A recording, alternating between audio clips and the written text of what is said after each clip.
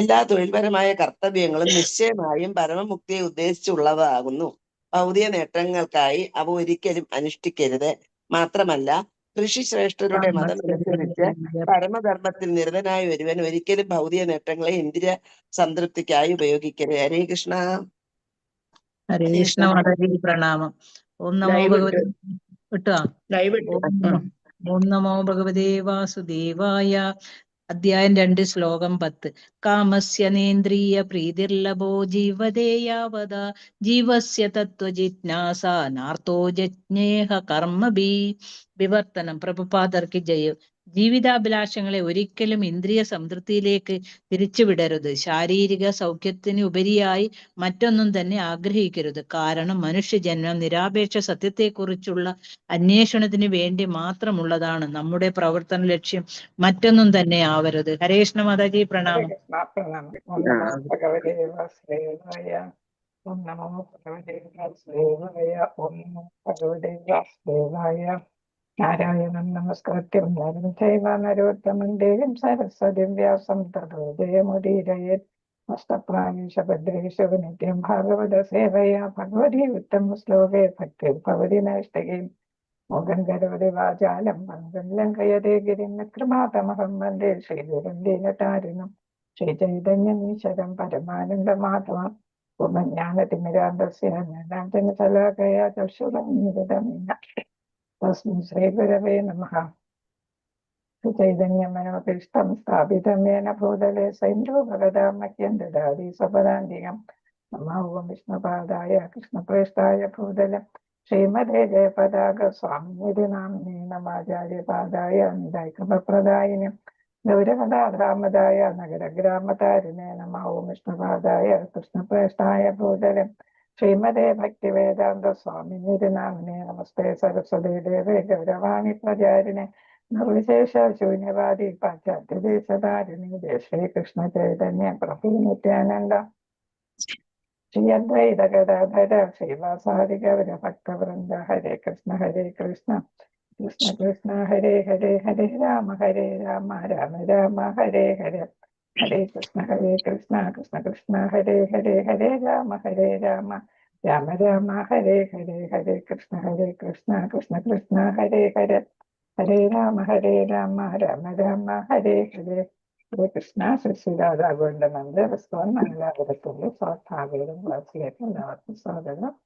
ഹരേ കൃഷ്ണ. ഹരേ കൃഷ്ണ മാതാജി പ്രണാമം. മാതാജി ഹരേ കൃഷ്ണ. പ്രണാമം. ഹരേ കൃഷ്ണ. ഹരേ കൃഷ്ണ മാതാജി പ്രണാമം. ഹരേ കൃഷ്ണ. പ്രണാമം. പ്രണാമം ഹരേ മാതാജി. കൃഷ്ണ മാതാജി പ്രണാമം. ഹരേ ഹരേ കൃഷ്ണ മാതാജി പ്രണാമം. മാതാജി പ്രണാമം. ഹരേ കൃഷ്ണ. നമ്മളിപ്പോ എത്രാമത്തെ ശ്ലോകമാണ്? 4ാമത്തെ ശ്ലോകമാണ്. ശ്ലോകം 4.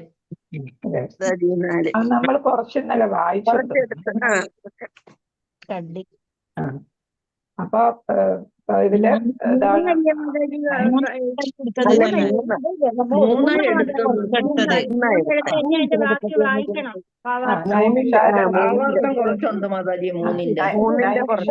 ഹരേ കൃഷ്ണ. നൈമിഷാരണ്യത്തിലെ ഋഷിമാർ സുത ഗോസ്വാമി അടുത്ത് എന്താണ് പരീക്ഷത്തിന്റെ ജനനത്തെ കുറിച്ചും അദ്ദേഹത്തിന്റെ ജീവിതത്തെ കുറിച്ചും അതേപോലെ മരണം എങ്ങനെ സംഭവിച്ചു, മരണാനന്തരം എന്ത് സംഭവിച്ചു എന്നും 3 ചോദ്യങ്ങളാണ് പ്രധാനമായിട്ട് ചോദിച്ചത് അല്ലെ. അപ്പൊ അതിനെക്കുറിച്ച് വിശദീകരിക്കുകയാണ്. അപ്പൊ ഇവിടെ പറയുന്നു, പരീക്ഷിത്ത് മഹാരാജാവ് എങ്ങനെയാണ് ശ്രവണം നടത്തിയത്, സുദേവ ഗോസ്വാമിയിൽ നിന്ന് എങ്ങനെ ശ്രവണം നടത്തി എന്നാണ് ഇവിടെ പറയുന്നത്.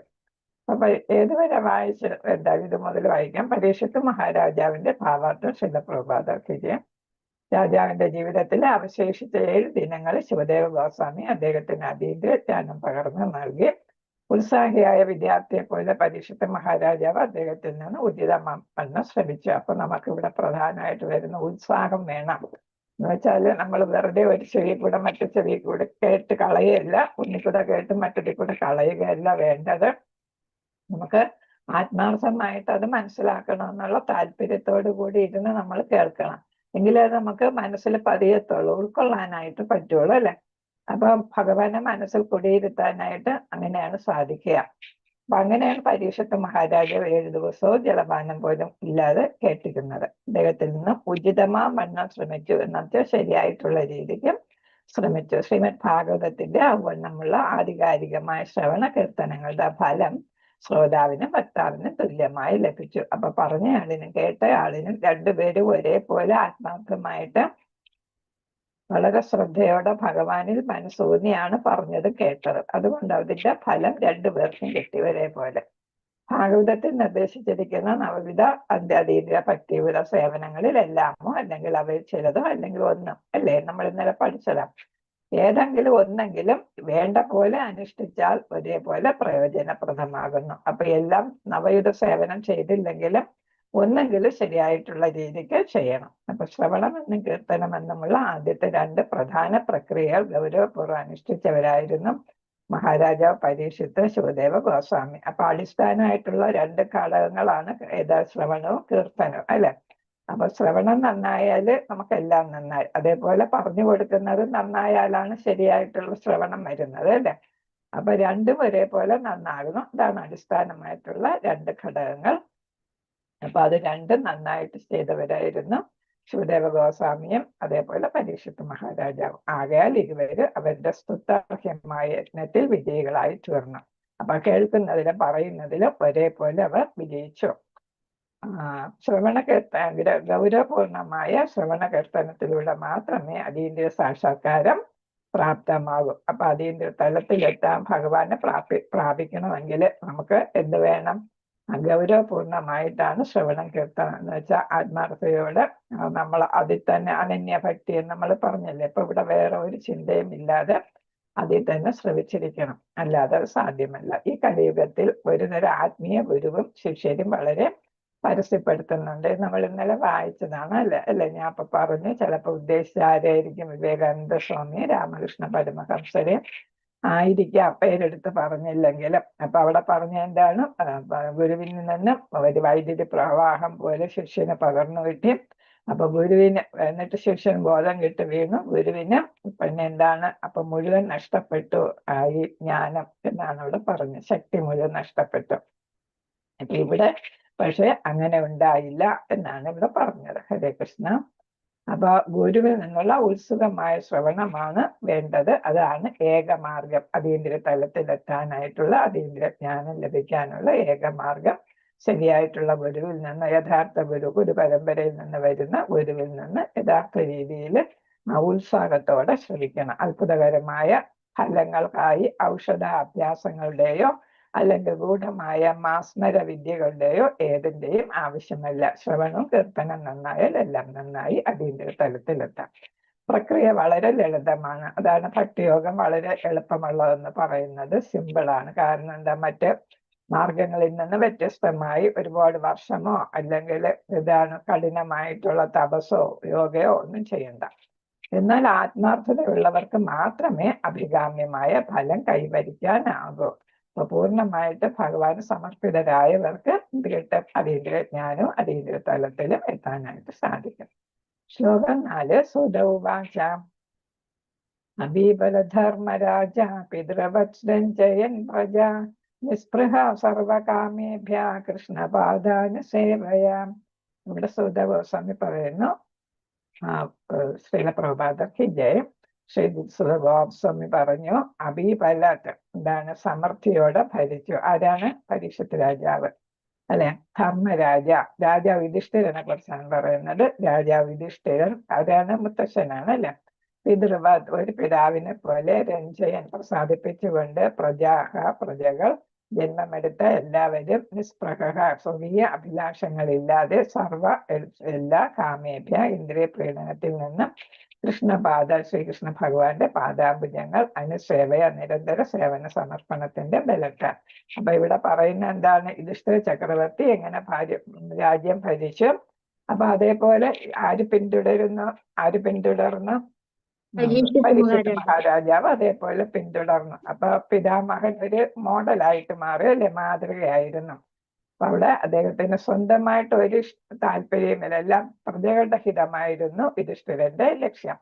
സൂത ഗോസ്വാമി പറഞ്ഞു, യുധിഷ്ഠിര ചക്രവർത്തി തന്റെ ഭരണകാലത്ത് എല്ലാവരോടും ഉദാരമായ ഭരണമാണ് കാഴ്ചവെച്ചത്. നമ്മൾ ഇംഗ്ലീഷ് പറയും ലിബറൽ ഭരണം എന്ന് പറയല്ലേ.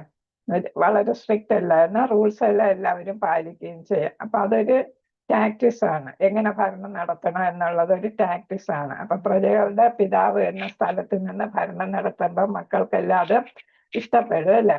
അപ്പൊ അവരെന്താണ്, അനിഷ്ടങ്ങളൊന്നും പറയത്തില്ല.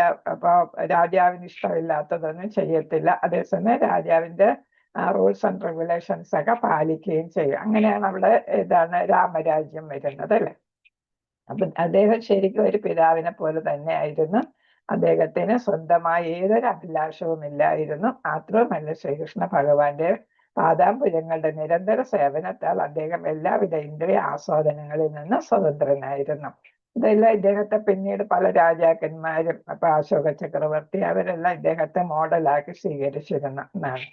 അപ്പൊ ഭൂമിയില് രാമരാജ്യം, അതാണ് രാമരാജ്യമാണ് നമ്മൾ പ്രശസ്തമായിട്ട് പറയുന്നത് അല്ലെ, ശ്രീരാമചന്ദ്രന്റെ രാജ്യം. അപ്പൊ അത് നടപ്പിലാക്കാനായിട്ട് പിന്നീട് വന്ന പ്രജാ തൽപരരായിട്ടുള്ള ചക്രവർത്തിമാരെല്ലാം അത് പാലിച്ചിരുന്നു. അപ്പൊ ഇവിടെ ആരാണ്, യുധിഷ്ഠിരൻ ഭഗവാന്റെ ഹിതമാണ് ജനങ്ങൾക്ക് നന്മ കൊടുക്കുക അല്ലെ, അവർക്ക് സമാധാനവും സംതൃപ്തിയും കൊടുക്കാൻ ഭഗവാന്റെ ഇഷ്ടമാണ് അല്ലെ. അതനുസരിച്ചാണ് ഭഗവാന്റെ ഭക്തനായതുകൊണ്ട് അദ്ദേഹം അതനുസരിച്ചാണ് സ്വന്തം ഇന്ദ്രിയ ആസ്വാദനത്തിനല്ല പ്രാധാന്യം കൊടുത്തിരുന്നത്.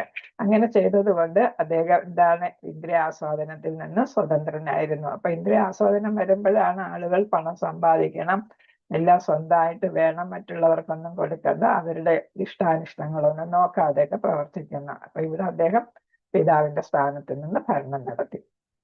ഭാവാർത്ഥ ശീല പ്രഭുപാദർജി ആമുഖത്തിൽ സൂചിപ്പിച്ചിരിക്കുന്നത് പോലെ ലോകത്തിലെ ക്ലേശിക്കുന്ന മാനവരാശിയുടെ മുഴുവൻ നന്മയ്ക്കായി കൃഷ്ണശാസ്ത്രം മാനവ സമുദായത്തിൽ അത്യാവശ്യമായി തീർന്നിരിക്കുന്നു. ആകയാൽ സ്വനന്മയ്ക്കും സമൂഹ നന്മയ്ക്കും വിശ്വജനതയുടെ നന്മയ്ക്കുമായി എല്ലാ രാജ്യങ്ങളിലും നേതാക്കളും കൃഷ്ണശാസ്ത്രം സ്വീകരിച്ച് അഭ്യസിക്കണമെന്ന് നാം എളിമയോട് അഭ്യർത്ഥിക്കുന്നു. അപ്പൊ പ്രഭുപാദർ തന്നെ ഇൻട്രൊഡക്ഷൻ അല്ലെ, ആമുഖത്തില് പറഞ്ഞിരുന്നു, ലോകം ഇന്ന് കലിയുഗമാണ് അല്ലെ. അപ്പൊ കലിയുഗത്തിന്റെ സ്വാധീനം കുറയ്ക്കണമെങ്കിൽ ശക്തമായിട്ടുള്ള ഭരണാധികാരികൾ വേണം. പിന്നെ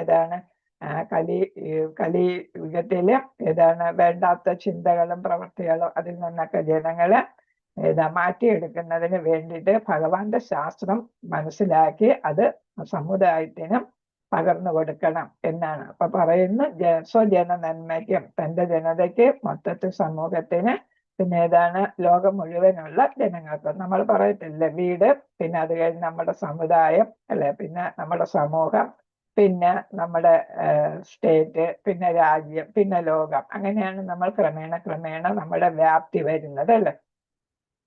അപ്പൊ ആ തരത്തില് അത് സ്വന്തം നാടും എല്ലാം സ്വജനങ്ങള്.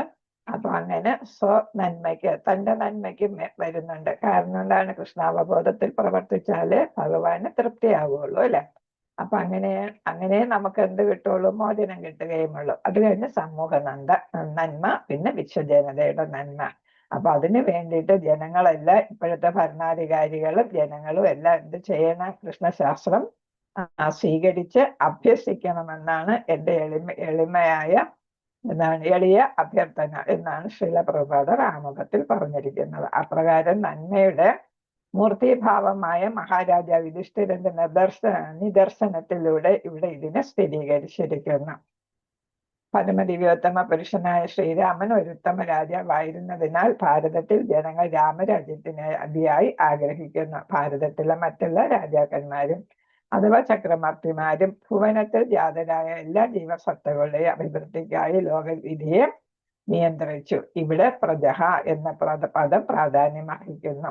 അപ്പൊ ഇവിടെ പറയുന്നത് എന്താണ്, ത്രേതായുഗം കഴിഞ്ഞാണല്ലോ ദ്വാപരയുഗവും കലിയുഗവും ഒക്കെ വരുന്നത് അല്ലേ. ഇപ്പൊ ഇവിടെ കലിയുഗത്തിൽ നടന്ന സംഭവങ്ങളാ ആരുടെ കാലഘട്ടത്തിൽ വരുന്ന, പരീക്ഷത്തിന്റെ കാലഘട്ടത്തിലല്ലേ. അപ്പൊ അതിനു മുമ്പ് ദ്വാപരയുഗത്തിലെ മഹാരാജാവ് യുധിഷ്ഠിരൻ ഉണ്ടായിരുന്നു, ശ്രീകൃഷ്ണ ഭഗവാനും ഉണ്ടായിരുന്നു. ത്രേതായുഗത്തിൽ ആരുണ്ടായിരുന്നു, ശ്രീരാമചന്ദ്രൻ. അപ്പൊ ശ്രീരാമചന്ദ്രൻ എന്തായിരുന്നു, അദ്ദേഹം മാതൃകാ പുരുഷോത്തമനായിരുന്നു അല്ലെ. അപ്പൊ അദ്ദേഹത്തിന്റെ രാജ്യത്ത് എന്ത് നിലപാടി, രാമരാജ്യം എന്ന് വെച്ചാൽ എല്ലാവർക്കും സന്തോഷം, സംതൃപ്തി, സമൃദ്ധി അല്ലെ, ദൈവരാജ്യം പോലെയാണ് രാമരാജ്യം. ഭൂമിയിൽ ദൈവരാജ്യം നിലവിൽ വന്നു എന്നാണ്. അപ്പൊ ആർക്കും ഒരു പരാതിയും ഇല്ലാതെ അങ്ങനെ രാമരാജ്യം സൃഷ്ടിച്ചതിന് ശേഷമാണ്, സ്ഥാപിച്ചതിന് ശേഷമാണ് ശ്രീരാമചന്ദ്രൻ തിരിച്ചു പോയത്. അപ്പൊ എല്ലാവരും സന്തോഷത്തോടെ യാത്രയാക്കുകയായിരുന്നു അല്ലെ. നമുക്കത് നമ്മൾ കണ്ടിട്ടുണ്ട്. ഏത് നദിയാ? സരയു അല്ലെ. സരയു നദിയില് സരയു നദിയില് ഭഗവാൻ പോകുന്നു. അത് കഴിഞ്ഞിട്ട് ഓരോരുത്തരായിട്ട് ഭഗവാൻ വിളിക്കുന്നു. അങ്ങനെ ശത്രുഘ്നും പിന്നെ ഭരതനും ശത്രുഘ്നും പിന്നെ ആര് പോകുന്നു? സുഗ്രീവൻ അല്ലെ. അങ്ങനെ ആവശ്യപ്പെട്ടവരെല്ലാം ജനങ്ങൾ, പ്രജകളും ഉണ്ടായിരുന്നു അല്ലെ. അവരെല്ലാം ഭഗവാന്റെ കൂടെ എത്തിച്ചേർന്നവരാണ്. അവരെല്ലാം ഭഗവാൻ പോയി കഴിഞ്ഞപ്പോ കൂടെ കൊണ്ടുപോവുകയും ചെയ്തു. ആവശ്യപ്പെട്ടവരെല്ലാം കൊണ്ടുപോവുകയും ചെയ്തു. അപ്പൊ ആ രാമരാജ്യം നിലനിർത്താനാണ് ആരെല്ലാം ഇവിടെ വിട്ടിട്ട് പോയത്? വിഭീഷണനെ ഇവിടെ വിട്ടിട്ട് പോയി, ഹനുമാൻജിയെ വിട്ടിട്ട് പോയി അല്ലെ. അപ്പൊ അവിടെ എന്താണ് രാമരാജ്യം എന്ന് വെച്ചാൽ എല്ലാവർക്കും സന്തോഷവും സമാധാനവും സമൃദ്ധിയും ഒക്കെ ഉള്ള. അപ്പൊ ആർക്കും ഒരു ഡിമാൻഡ്സ് വരാത്ത കാലമാണ്. അപ്പൊ ഡിമാൻഡ് ഉണ്ടെങ്കിലാണ് പിന്നെ ആവശ്യത്തിന് സാധനങ്ങൾ കിട്ടിയില്ലെങ്കിൽ എന്ത് വരുന്നത്? ശത്രുതയും വിദ്വേഷവും പിടിച്ചുപറിയും അങ്ങനെയുള്ള അനീതികളെല്ലാം നിലവിൽ വരുന്നത്. അപ്പൊ രാമരാജ്യത്ത് അങ്ങനെയുള്ള ഒരു സംഭവം വരുന്നില്ല എന്നാണ്. അപ്പൊ അതിനെക്കുറിച്ച് മനസ്സിലാക്കിയിട്ടുള്ളവരാണ് പിന്നീട് വന്ന ഭരണാധികാരികളെല്ലാം. അങ്ങനെ യുധിഷ്ഠിരനും അത് ആ നിദർശനം എന്ന് വെച്ചാല് തത്വചിന്ത എന്നാണ്. അതിലൂടെയാണ് സഞ്ചരിച്ചത്. അത് കാരണം അദ്ദേഹത്തിന്റെ രാജ്യത്തും എന്താണ് എല്ലാം നന്നായിരുന്നു. അപ്പൊ ഭാരതത്തിലാണ് ഇതെല്ലാം നടന്നതുകൊണ്ട് ഭാരതത്തിലെ ജനങ്ങൾ രാമരാജ്യത്തിനായി അതിയായി ആഗ്രഹിക്കുന്നു ഇപ്പോഴും എന്നുള്ളതാണ്. അപ്പോ എല്ലാ ചക്രവർത്തിമാരും ഭുവനത്തിൽ പ്രജാതരായ എല്ലാവരും എന്താണ് അഭിവൃദ്ധിക്കായി ലോകവിധിയെ നിയന്ത്രിച്ചു. അപ്പൊ എല്ലാവരും എന്താണ് എല്ലാവർക്കും സമാധാനവും സംതൃപ്തിയുമാണ് വേണ്ടത്.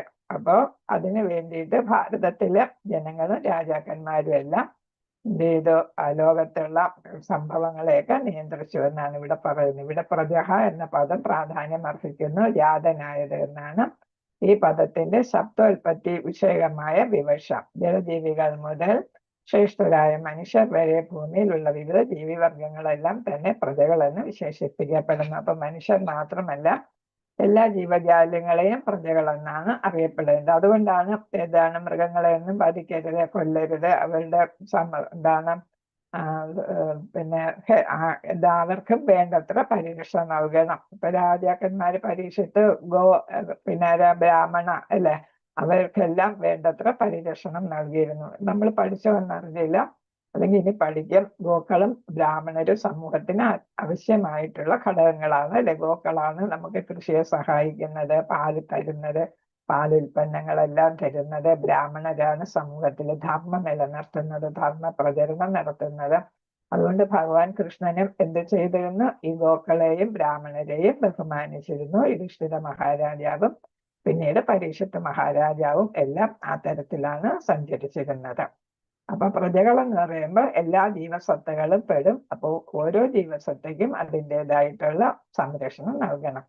ജാതരായ ഏവരുടെയും പിതാമഹനാകയാൽ ഈ പ്രത്യേക പ്രപഞ്ചത്തിന്റെ സൃഷ്ടാവായ ബ്രഹ്മദേവനെ പ്രജാപതി, പ്രജകളുടെ പതി എന്ന് അഭിസംബോധന ചെയ്യുന്നു. അപ്പൊ ഭഗവാന്റെ നിർദ്ദേശാനുസരണം രണ്ടാമത്തെ സൃഷ്ടി നടത്തുക. ആദ്യത്തെ സൃഷ്ടി ബ്രഹ്മദേവൻ ഭഗവാൻ നടത്തിയല്ലോ. അത് കഴിഞ്ഞുള്ള എല്ലാ സൃഷ്ടികളും സർഗം വിസർഗം എന്നൊക്കെ നമ്മൾ ഇതിൽ പഠിക്കും.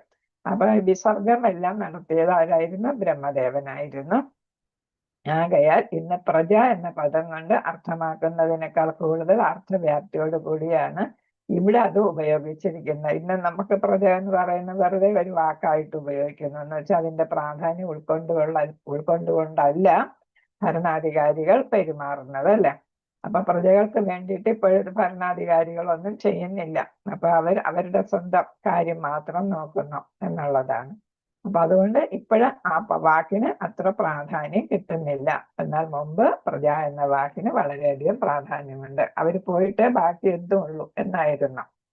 വിദേശികൾ പോലും അങ്ങനെയായിരുന്നു. അക്ബർ ചക്രവർത്തി എല്ലാ ദിവസവും ഉണ്ടായിരുന്നു. അദ്ദേഹത്തിന്റെ മട്ടുപ്പാവില് അദ്ദേഹം സന്നിഹിതനായി പ്രജകൾക്ക് എന്തെങ്കിലും പരാതി ഉണ്ടെങ്കിൽ കേൾക്കുകയും അപ്പൊ തന്നെ തീരുമാനം എടുത്ത് അത് സോൾവ് ചെയ്യുകയൊക്കെ ചെയ്തിരുന്നു. അപ്പൊ അവരെല്ലാം ഇന്ത്യൻ ട്രഡീഷൻ ഒക്കെ മനസ്സിലാക്കിയായിരുന്നു പ്രവർത്തിച്ചിരുന്നത് എന്നുള്ളതാണ്. ജലജീവികൾ, സസ്യങ്ങൾ, വൃക്ഷങ്ങൾ, ഉരഗങ്ങൾ, പക്ഷികൾ, മൃഗങ്ങൾ, മനുഷ്യർ എന്നിങ്ങനെ എല്ലാവിധ ജീവസത്തുക്കളെയും രാജാവ് സംരക്ഷിക്കേണ്ടതാണ്. അവരേവരും പരമപുരുഷനായ ഭഗവാന്റെ അവിഭാജ്യ ആകുന്നു. കാരണം എന്താണ്? ഭഗവത്ഗീത 14:4 പറയുന്നു. കാരണം എന്താണ്? ഇവരെല്ലാം അവരവരുടെ കർമ്മം കൊണ്ടാണ് ഓരോ ശരീരം കിട്ടിയത് അല്ലെ. പക്ഷെ അവർക്ക് അവരുടെ ഉള്ളിൽ ആരുണ്ട്? ആത്മാവും പരമാത്മാവും ഉണ്ടല്ലേ. അപ്പൊ എല്ലാം ഭഗവാന്റെ ഭാഗമാണ്, ഒഴിവാക്കാൻ പറ്റാത്ത ഭാഗമാണ്. അവരുടെ ശരീരം വേറെ ആയിരിക്കും എന്ന് മാത്രം. അതുകൊണ്ട് എന്താണ്? എല്ലാവർക്കും പ്രൊട്ടക്ഷൻ കൊടുക്കേണ്ടത് ഒരു രാജാവിന്റെ ഉത്തമ കടമയാണ്. രാജാവ് പരമപുരുഷനായ ഭഗവാന്റെ പ്രതിനിധിയാകയാൽ അവരേവർക്ക് യഥോചിതമായ സംരക്ഷണം നൽകാൻ ബാധ്യസ്ഥനാണ്. അദ്ദേഹത്തിന് ആ ഉത്തരവാദിത്വമുണ്ട്, അദ്ദേഹത്തിന്റെ ചുമതലയാണ്. ഭഗവാന്റെ പ്രതിനിധിയാണ് രാജാവ്. സദാചാരച്യുതി സംഭവിച്ച, അപ്പൊ ച്യുതി എന്ന് വെച്ചാൽ നാശമല്ല, സംഭവിച്ച ഇന്നത്തെ ഭരണ സംവിധാനത്തിലെ രാഷ്ട്രപതിമാരുടെയും സ്വേച്ഛാധിപതികളുടെയും കാര്യം ഇങ്ങനെയല്ല. ഇവിടെ താഴ്ന്ന ജീവികൾക്ക് സംരക്ഷണം നൽകപ്പെടുന്നില്ല. അതുകൊണ്ടാണ് അറവുശാലകൾ ധാരാളമായിട്ട് നിർമ്മിക്കപ്പെടുന്നത് എന്നാണ്. അതേസമയം ഉന്നത ജീവജാല വർഗങ്ങൾക്ക് സംരക്ഷണം എന്ന് പറയപ്പെടുന്നത് നൽകപ്പെടുകയും ചെയ്യുന്നു. അപ്പൊ മനുഷ്യന് കഴിക്കാൻ വേണ്ടി മൃഗങ്ങളെയൊക്കെ കൊല്ലുന്നു. മൃഗങ്ങൾ മാത്രമല്ല, പക്ഷികളെയും ഒക്കെ കൊല്ലുന്നുണ്ട് അല്ലേ. ഇപ്പൊ ചൈനയിലൊക്കെ ഏത് ജീവിയെ കിട്ടിയാലും തിന്നും അല്ലേ. അപ്പൊ പാറ്റ, പല്ലി എല്ലാത്തിനെയും തിന്നുമല്ലോ അല്ലെ. അപ്പൊ ഒരു ജീവിക്ക് അവിടെ രക്ഷയില്ല എന്നുള്ളതാണ്. എന്നാൽ കൃഷ്ണശാസ്ത്രം അറിയുന്ന ഒരാൾക്ക് മാത്രം മനസ്സിലാകുകയാൽ ഒരാൾക്ക് ഹരേ കൃഷ്ണ എന്നാൽ കൃഷ്ണശാസ്ത്രം അറിയുന്ന ഒരാൾക്ക് മാത്രം മനസ്സിലാക്കുവാൻ കഴിയുന്ന മഹത് ശാസ്ത്രമാണിത്. അപ്പൊ ഭഗവാനെ കുറിച്ചുള്ള ജ്ഞാനമുള്ളവർക്ക് ഏത് മനസ്സിലാകാം? ഭഗവാന്റെ അംശമാണ് എല്ലാ ജീവജാലങ്ങളെന്നും എല്ലാത്തിനും സംരക്ഷണം കൊടുക്കണം, എല്ലാത്തിലും ആത്മാവുണ്ട്, പരമാത്മാവുണ്ട്, ഒരു സമഭാവന ഉണ്ടാകണം. അത് ഭഗവാനെ കുറിച്ച് ജ്ഞാനമുള്ളവർക്കേ മനസ്സിലാകും. കൃഷ്ണശാസ്ത്രം അറിയുകയാൽ ഒരാൾക്ക് ലോകത്തിലെ അത്യന്ത പരിപൂർണനായ വ്യക്തിയായി തീരുവാൻ കഴിയുന്നു. ആരെയും ഉപദ്രവിക്കാതെ അല്ലെ, യമനിയമങ്ങളൊക്കെ പാലിച്ച് അഹിംസയൊക്കെ പാലിച്ച് അങ്ങനെ വരുന്നു. ശുചിത്വം, അഹിംസ എല്ലാം ചെയ്യുന്നു എന്നുള്ളത്. ഒരുവന് ഈ ശാസ്ത്രത്തെക്കുറിച്ച് അറിയില്ലെങ്കിൽ സർവകലാശാല വിദ്യാഭ്യാസത്തിലൂടെ ലഭ്യമാകുന്ന സർവ്വയോഗ്യതകളും ഗവേഷണ ബിരുദങ്ങളും എല്ലാം പാഴാവുകയും നിഷ്പ്രയോജനങ്ങളായി തീരുകയും ചെയ്യുന്നു. അപ്പൊ നമ്മൾ ഭൗതികമായിട്ടുള്ള വിദ്യാഭ്യാസം നേടുന്നതിനോടൊപ്പം ആത്മീയ വിദ്യാഭ്യാസം നേടിയാലേ നമുക്ക് എന്ത് ചെയ്യാൻ പറ്റുമോ? നമുക്ക് യഥാർത്ഥത്തിലുള്ള പുരോഗതി വരും അല്ലെ. നമുക്ക് ഇവിടെ നിന്ന് സന്തോഷത്തോടെ തിരിച്ചു പോകാനായിട്ട് സാധിക്കും. മഹാരാജാവ് യുധിഷ്ഠിരന് ഈ കൃഷ്ണശാസ്ത്രം നന്നായിട്ട് അറിയാമായിരുന്നു. എന്തെന്നാൽ ഈ ശാസ്ത്രത്തിന്റെ നിരന്തര പരിശീലനത്തിലൂടെ അഥവാ ശ്രീകൃഷ്ണ ഭഗവാനോടുള്ള നിരന്തര ഭക്തിയുടെ സേവനത്തിലൂടെ അദ്ദേഹം ഒരു പിതാവിനെ പോലെ രാജ്യപരിപാലനം ചെയ്യാനുള്ള യോഗ്യത സംപ്രാപ്തമാക്കിയെന്ന് ഇവിടെ പ്രസ്താവിച്ചിരിക്കുന്നു. അപ്പൊ ഭഗവാനുമായിട്ടുള്ള അടുത്ത ബന്ധം, ഭഗവാനെ കുറിച്ചുള്ള പൂർണ്ണമായിട്ടുള്ള ജ്ഞാനം നേടാനും ഭഗവാന്റെ സംതൃപ്തിക്ക് എന്താണെന്ന് മനസ്സിലാക്കി അതനുസരിച്ച് ഒരു പിതാവിനെ പോലെ ധർമ്മപുത്രരല്ല, അതേപോലെ ഈ യുദ്ധം നടന്നത് തന്നെ ധർമ്മപുത്രരെ സിംഹാസനത്തിൽ ആരോഹണം ചെയ്യിപ്പിക്കുന്നതിനും രാജ്യത്തെ ധർമ്മം നിലനിർത്തുന്നതിനും വേണ്ടിയാണല്ലേ. അപ്പൊ ധർമ്മം എന്ന് പറയുമ്പോൾ ഒരാളിന്റെ കടമ. അപ്പൊ ഒരു രാജാവിന്റെ കടമ എന്ന് പറയുന്നത് എല്ലാവരെയും പിതാവിന്റെ സ്ഥാനത്ത് നിന്ന് സംരക്ഷിക്കുക, അവരെ സന്തോഷിക്കുക എന്നാണ്. ബാഹ്യദൃഷ്ട്യാ ചിലപ്പോഴൊക്കെ പിതാവ് പുത്രന്മാരോട് ക്രൂരത കാട്ടുന്നതായി തോന്നാമെങ്കിലും പിതാവ് പിതാവായിരിക്കാനുള്ള യോഗ്യത നഷ്ടപ്പെടുത്തിയെന്ന് അത് അർത്ഥമാക്കുന്നില്ല. പിതാവ് എപ്പോഴും പിതാവ് തന്നെയാണ്. എന്തെന്നാൽ അദ്ദേഹത്തിന്റെ ഹൃദയത്തിൽ എപ്പോഴും പുത്രന്മാരുടെ നന്മയാണ് ഉള്ളത്. തന്റെ പുത്രരിൽ ഓരോരുത്തരും തന്നെക്കാൾ മികച്ച വ്യക്തിയായി തീരണമെന്ന് പിതാവ് ആഗ്രഹിക്കുന്നു. ആകയാൽ നന്മയുടെ മൂർത്തിഭാവമായ യുധിഷ്ഠിരനെ പോലുള്ള രാജാവ് തന്റെ ഭരണത്തിന് കീഴിലുള്ള ഏവരും, വിശേഷിച്ചും കൂടുതൽ വികാസം പ്രാപിച്ച അവബോധമുള്ള മനുഷ്യജീവികൾ ശ്രീകൃഷ്ണ ഭഗവാന്റെ ഭക്തരായി തീരണമെന്ന് ആഗ്രഹിച്ചു. അപ്പൊ മനുഷ്യജന്മത്തിന്റെ പ്രാധാന്യം ഇവിടെ എടുത്തു പറയുന്നു. അപ്പൊ എന്താണ് യുധിഷ്ഠിര മഹാരാജാവിന് പ്രജകളെല്ലാം പുത്രരാണ് അല്ലെ. അപ്പൊ ആവശ്യം വരുമ്പോ എല്ലാം ശിക്ഷകൾ നൽകും അല്ലെ. അപ്പൊ വധശിക്ഷ വരെ ഇതാണ് ഞാൻ പറഞ്ഞില്ല. അശോക ചക്രവർത്തി രാമരാജ്യം സ്ഥാപിച്ചു. അപ്പൊ അദ്ദേഹം യുദ്ധം ചെയ്യില്ല എന്നൊക്കെ പ്രതിജ്ഞ എടുത്ത് ബുദ്ധമതം സ്വീകരിച്ചു എന്നൊക്കെ നമ്മൾ ചരിത്രത്തിൽ പഠിക്കുന്നുണ്ടല്ലോ. എന്നാലും അദ്ദേഹം എന്ത് ചെയ്തില്ല? വധശിക്ഷ നിർത്തലാക്കിയില്ല എന്നാണ് പറയുന്നത്. കാരണം എന്താണ്? കുറ്റം ചെയ്തവർക്ക് വധശിക്ഷ കൊടുക്കണം. അത് നമ്മൾ ഇവിടെ ശാസ്ത്ര ഗ്രന്ഥങ്ങളിലും പറഞ്ഞു. ഇന്നലെ ഞാൻ പറഞ്ഞായിരുന്നു അല്ലെ. എന്താണ് അർഹമായിട്ടുള്ള ശിക്ഷ ലഭിച്ചാലേ അടുത്ത ജന്മത്തില് അവർക്ക് എന്താണ് ഈ ശിക്ഷ അനുഭവിക്കാതെ ഇരിക്കാൻ പറ്റും അല്ലേ? അപ്പൊ ഈ ജന്മത്തിൽ തന്നെ അനുഭവിച്ചു പോകണം. അപ്പൊ വധശിക്ഷ എന്താണ് വേണമെന്നുള്ളവർക്ക് വധശിക്ഷയും കൊടുക്കാം എന്നുള്ള. അപ്പൊ ശിക്ഷയുടെ ഇതില് കാഠിന്യത്തില് എന്താണ് ഒരു നീക്കുപോക്കും ഇല്ല. കാരണം എന്താണ്, ശിക്ഷ കൊടുത്താല് ആളുകൾ മര്യാദക്ക് പ്രവർത്തിക്കും, പേടി എന്തെങ്കിലും ഉണ്ടാവും അല്ലേ? അപ്പം തലോടിയൊക്കെ നിൽക്കുമ്പോൾ എപ്പോഴും എല്ലാവർക്കും അത് എന്താണ് എല്ലായിടത്തും അത് പ്രയോജനപ്പെടത്തില്ല. ശിക്ഷിക്കേണ്ടടുത്ത് ശിക്ഷിക്കണം. നമ്മൾ വീട്ടിലാണെങ്കിലും അതേപോലെ തന്നെ അല്ലെ, കുട്ടികളെ നമ്മൾ ശിക്ഷിച്ച് വളർത്തുന്നുണ്ട്.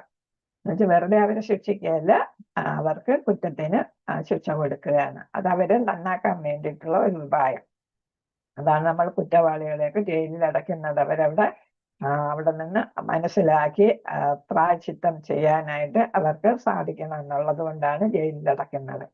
യുധിഷ്ഠിരനെ പോലുള്ള രാജാവ് തന്റെ രാജ്യത്തിന് കീഴിലുള്ള ഏവരും വിശേഷിച്ചും മനുഷ്യജീവികൾ എന്താണ് ശ്രീകൃഷ്ണ ഭക്തരായി തീരണമെന്ന് ആഗ്രഹിച്ചു. കാരണം എന്താണ്, അദ്ദേഹവും അദ്ദേഹത്തിന്റെ കുടുംബവും എന്താണ് ശ്രീകൃഷ്ണ ഭക്തരാണ് അല്ലെ. അതുകൊണ്ടുള്ള നേട്ടം അവർക്ക് മനസ്സിലായിട്ടുണ്ട്. എല്ലായ്പ്പോഴും ഭഗവാനാണ് അവരെ സഹായിച്ചിരുന്നത് അല്ലെ.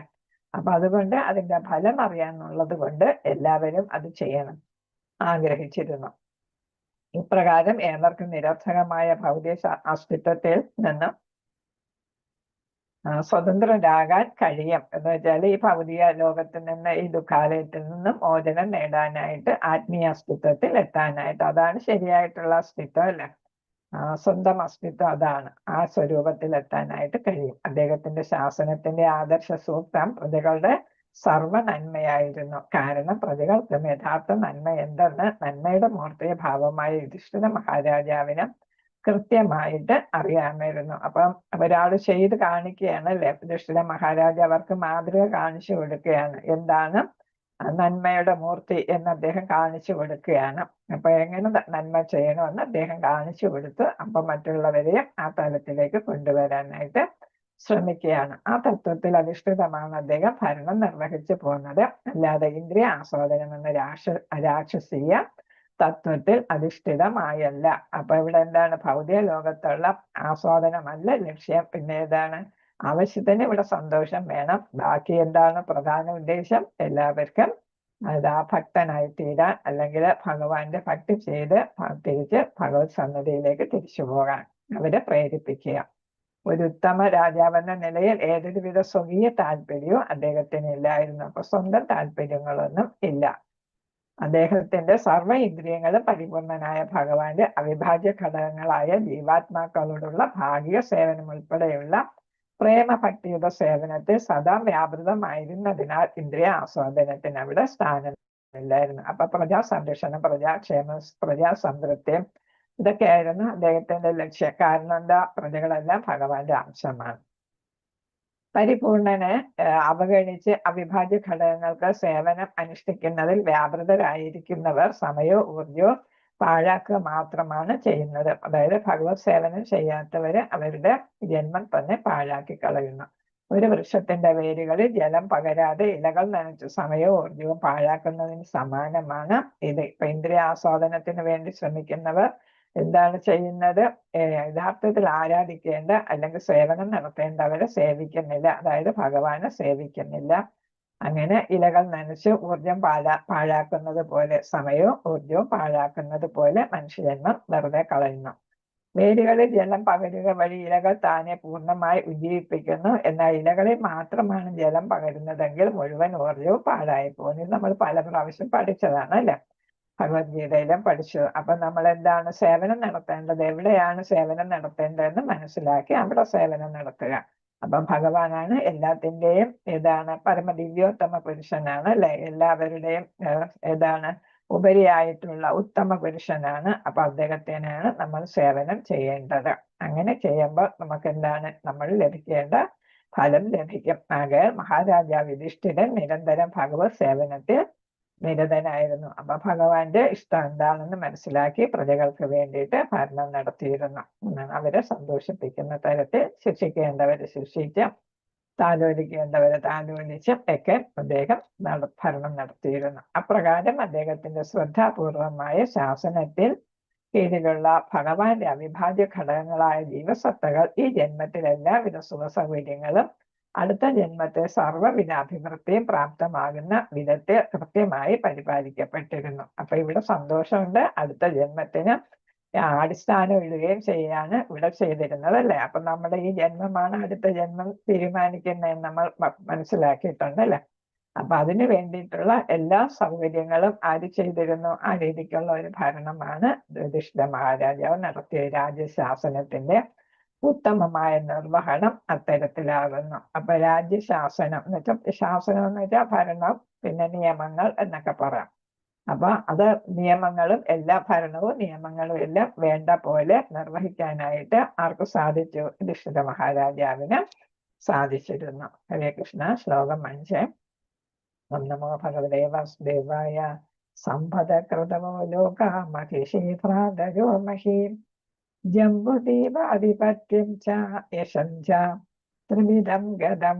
അവിടെ പറയുന്ന പ്രധാന പദാർത്ഥത്തില് സമ്പത്ത്, കൃതവ യജ്ഞങ്ങൾ, ലോകാഹ ഭാവി പ്രാപ്യസ്ഥാനം, മഹിഷി രാജ്ഞിമാർ, ഭ്രാതാക്കൾ, മഹി ഭൂമി, ജംബുദ്വീപ നാം വസിക്കുന്ന ലോകം, ആധിപത്യം പരമാധികാരം, ചൗവം യശഃ ഖ്യാതി, ചൗവം ത്രിവിധം ദിവം സ്വർഗീയ ലോകങ്ങൾ, ഗതം വ്യാപിച്ചു. അപ്പൊ എന്താണ്? യുധിഷ്ഠിര മഹാരാജാവിന്റെ കാലത്ത് എന്താണ് നേടാൻ പറ്റിയ നേട്ടങ്ങളെ കുറിച്ച് ഇവിടെ പറയുന്നുണ്ട്.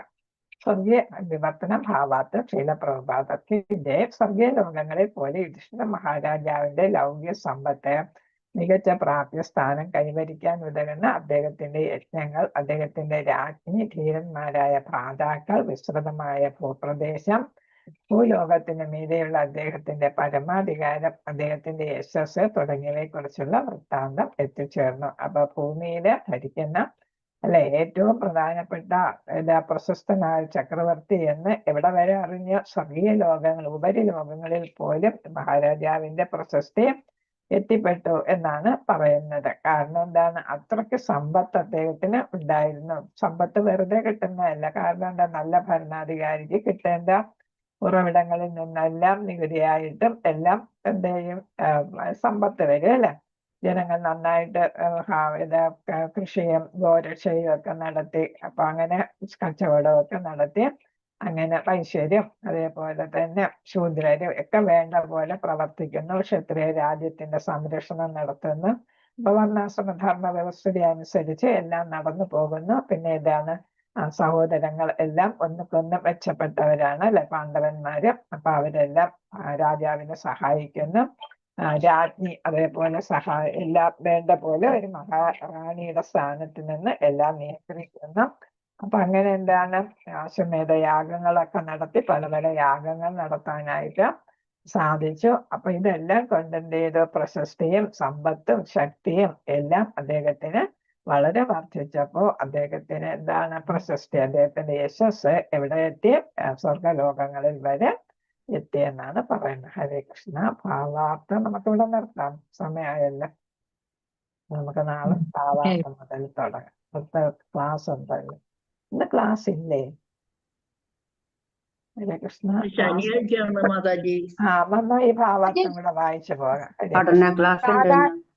സാധാരണ എല്ലാ ശനിയാഴ്ചയും ഇത് സ്റ്റഡി ക്ലാസ് ഉണ്ട്. ഇന്ന് ഇതുവരെ മെസ്സേജ് ഒന്നും ഇട്ടില്ല മാതാജി. ഇപ്പൊ വന്നാ മെസ്സേജ് വല്ലോ? അതെ, മെസ്സേജ് ഇടുന്നതാ. സാധാരണ ഇന്നൊന്നും കണ്ടില്ല. അപ്പൊ എടുക്കണോ നിർത്തണോ? അതെ, തീർത്തിട്ട് കയറിയാ എത്രയാകുമ്പോ കയറിയാ മതിയല്ലോ. ഹരേ കൃഷ്ണ. നമുക്ക് ഭാവാർത്ഥം കൂടെ കുറച്ചല്ലേ ഉള്ളു, എടുത്തിട്ട് പോവാം. ഹരേ കൃഷ്ണ. ശ്രീല പ്രഭുപാദക്ക് ജയ. സമ്പന്നനും ശ്രേഷ്ഠനുമായ ഒരു വ്യക്തിയുടെ നാമവും ഖ്യാതിയും മാത്രമേ ലോകത്തുടനീളം അറിയപ്പെടുകയുള്ളൂ. അപ്പൊ എന്താണ്? മഹാരാജാവ് യുധിഷ്ഠിരൻ എന്താണ്?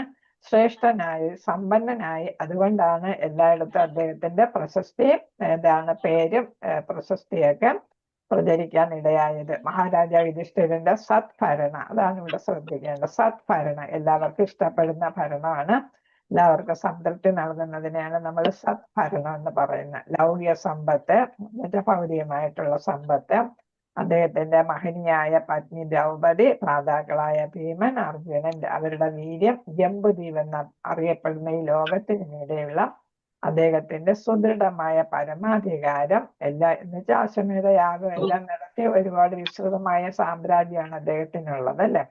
അപ്പൊ എല്ലായിടത്തു നിന്നും സമ്പത്ത് ഒഴുകി എത്തുകയാണ് അവിടെ ചെയ്യുന്നത്. പരീക്ഷത്തിന്റെ കാലഘട്ടത്തിലും അങ്ങനെ തന്നെയായിരുന്നു. എല്ലാവർക്കും ഇഷ്ടപ്പെട്ട എല്ലാവരുടെയും മേളിലും പരമാധികാരം സ്ഥാപിക്കാൻ സാധിച്ചിരുന്ന ആളാണ് യുധിഷ്ഠിരനും പിന്നീട് പരീക്ഷത്തുമൊക്കെ. അപ്പൊ സുദൃഢമായ പരമാധികാരം എന്ന് വെച്ചാൽ അദ്ദേഹത്തിന്റെ മേൽക്കോയ്മയോ അല്ലെങ്കിൽ അദ്ദേഹത്തിന്റെ കീഴിലോ അദ്ദേഹത്തിന്റെ നേരിട്ടുള്ള ഭരണത്തിന് കീഴിലോ ഒക്കെ വരുന്ന പ്രദേശങ്ങളാണ് ഈ ജംബുദ്വീപ് എന്നറിയപ്പെടുന്ന പ്രദേശം. അത് കാരണം അദ്ദേഹത്തിന്റെ നാമവും യശസ്സും ഉപരിലോകങ്ങളിൽ വരെ എത്തിച്ചേർന്നു. ഇവിടെ ലോകാഹ എന്ന പദം പ്രാധാന്യം അർഹിക്കുന്നു. എന്താണ്? ഭൗതികവും ആത്മീയവുമായ ആകാശത്തിലുടനീളം അഥവാ വിവിധ ലോകങ്ങൾ അഥവാ ഉയർന്ന ഗ്രഹങ്ങൾ പ്രകീർണമായി വ്യാപിച്ചു കിടക്കുന്നു. അപ്പൊ ലോകാഹ എന്ന് പറയുമ്പോൾ എന്താണ്? ഭൗതികവും ആത്മീയവുമായ ലോകങ്ങൾ എല്ലായിടത്തും ആകാശത്തുടനീളം അല്ലെങ്കിൽ പല ലോകങ്ങളില് ഗ്രഹങ്ങളിലൊക്കെ ആയിട്ട് വ്യാപിച്ചു കിടക്കുന്നതിനെയാണ് ലോകാഹ എന്ന് പറയുന്നത്. വർത്തമാന ജീവിതത്തിലെ തന്റെ കർമ്മങ്ങളുടെ ബലത്താൽ ഒരുവന് അവിടങ്ങളിൽ എത്തിച്ചേരാൻ സാധിക്കുന്നുവെന്ന് ഭഗവത്ഗീതയിൽ പ്രസ്താവിച്ചിരിക്കുന്നു. 9:25 പ്രസ്താവിച്ചിരിക്കുന്നു. അപ്പം അന്നത്തെ ഉള്ള ഭരണാധികാരി രാജാക്കന്മാരൊക്കെ ഇവരെല്ലാം ഋഷീശ്വരന്മാരാണ് അല്ലെ, രാജർഷികളാണ് അല്ലെ. രാജർഷികളാണ്. രാജാവും എന്ന ധർമ്മം എല്ലാം നിലനിർത്തി ഭരിച്ചു പോകുന്ന ജീവിതത്തിലും നിലനിർത്തുന്നവരാണ്. അതുകൊണ്ട് അവര് രാജർഷികളെന്ന് പറയുന്നത് അല്ലെ. അങ്ങനെ വരുമ്പോ രാജർഷികളാകുമ്പോ എന്ത് ചെയ്യുന്നു? അവരുടെ പ്രശസ്തിയെല്ലാം എന്ത് ചെയ്യുന്നു? എല്ലായിടത്തും വ്യാപിക്കാനായിട്ട് ഇടവരുന്നു എന്നാണ്. അപ്പൊ ഇവിടെ വർത്തമാന ജീവിതത്തിലെ തന്റെ കർമ്മങ്ങളുടെ ബലത്താൽ ഒരുവന് അവിടങ്ങളിൽ എത്തിച്ചേരാൻ സാധിക്കുന്നുവെന്നും. അപ്പൊ മുമ്പ് ഉണ്ടായിരുന്ന ഈ രാജർഷികളെല്ലാം എന്താണ്? അവരെല്ലാം സ്വർഗലോകം സന്ദർശിക്കുകയും സ്വർഗലോകത്തിൽ നിന്ന് ഇന്ദ്രനും മറ്റും ഇവരുടെ രാജധാനികളെല്ലാം സന്ദർശിക്കുകയൊക്കെ ചെയ്തിരുന്ന ഒരവസ്ഥയായിരുന്നു അല്ലെ. അപ്പൊ അവിടെ ഉപരിലോകങ്ങളും ഭൂമിയും തമ്മിൽ നല്ലൊരു വിനിമയം ഉണ്ടായിരുന്ന, അടുപ്പം ഉണ്ടായിരുന്ന ഘട്ടമാണ്. അപ്പൊ ഇവിടെ എന്താണ്? അർജുനൻ തന്നെ ഇന്ദ്രനെ തോൽപ്പിച്ചു എന്നൊക്കെ പറയുമ്പോ എന്താണ്? ഉപരിലോകങ്ങളും നമ്മുടെ ഭൂമിയും തമ്മിലുള്ള അടുപ്പത്തിനെയാണ്, ബന്ധത്തെയാണ് അവിടെ കാണിക്കുന്നത്. അപ്പൊ ഇവിടെ നിന്ന് അങ്ങോട്ടും അവിടെ നിന്ന് ഇങ്ങോട്ടും ഒക്കെ ദേവന്മാരും മറ്റുള്ളവരും ഒക്കെ എത്തിയിരുന്നു. ഇവിടെ നിന്ന് രാജാക്കന്മാരും ഒക്കെ അങ്ങോട്ടും പോയിരുന്നു എന്നാണ്. അവിടെ ബലാത്കാരമായുള്ള പ്രവേശനം അനുവദനീയമല്ല. അപ്പം ആരാണ്? ദേവന്മാര് തന്നെ ക്ഷണിച്ചു കൊണ്ടുപോവുകയാണ് ചെയ്യുന്നത് അല്ലെ.